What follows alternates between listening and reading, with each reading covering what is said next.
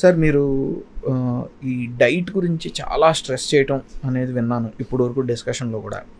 సరే, డయాబెటిక్స్కి క్లుప్తంగా ఆ డయాబెటిక్ డైట్ ప్లేట్ ఏంటి సార్? మనం తెలుసుకోవాల్సింది ఏంటంటే ఇప్పుడు ప్లేట్ మెథడ్ అని వచ్చింది మాకు. ఈ ప్లేట్ మెథడ్లో మనం పేషెంట్కి ప్లేట్ చూపిస్తాం. చూపించి ప్లేట్ని 3 పార్ట్లుగా చేస్తాం. ఓకే.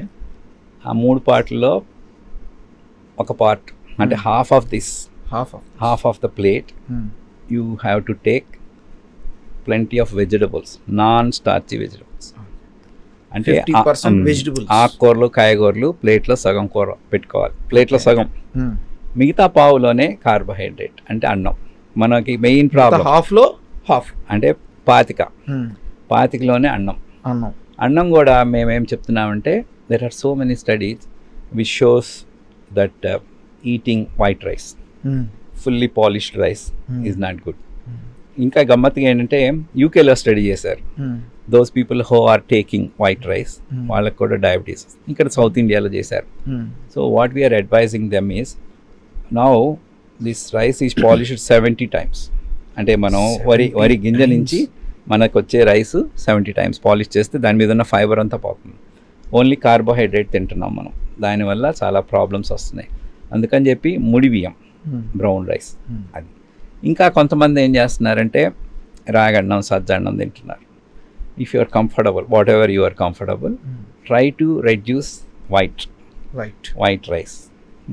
అంటే మా డయాబెటీస్లో వైట్ గురించి చెప్తాం. ఒకటి వైట్ షుగర్, రెండోది వైట్ రైస్, మూడోది salt is also not good for health if you take more. అందుకని salt restriction is also important. So these 3 things you should avoid. White things. సరే, ఆ 25% అయిపోయింది. 50% మిగతా 25 ఏంటంటే దాల్, పప్పు.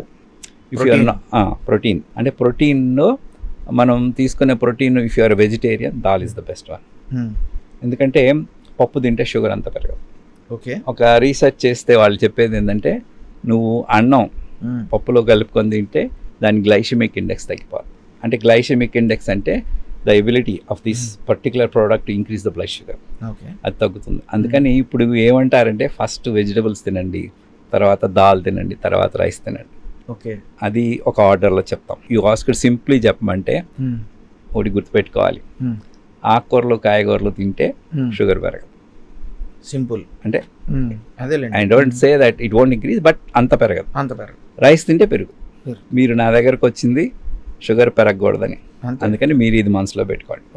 అన్నం తగ్గించి కూర తినండి. కూర ఎక్కువ తింటే షుగర్ పెరగదు, అన్నం ఎక్కువ తింటే పెరుగు.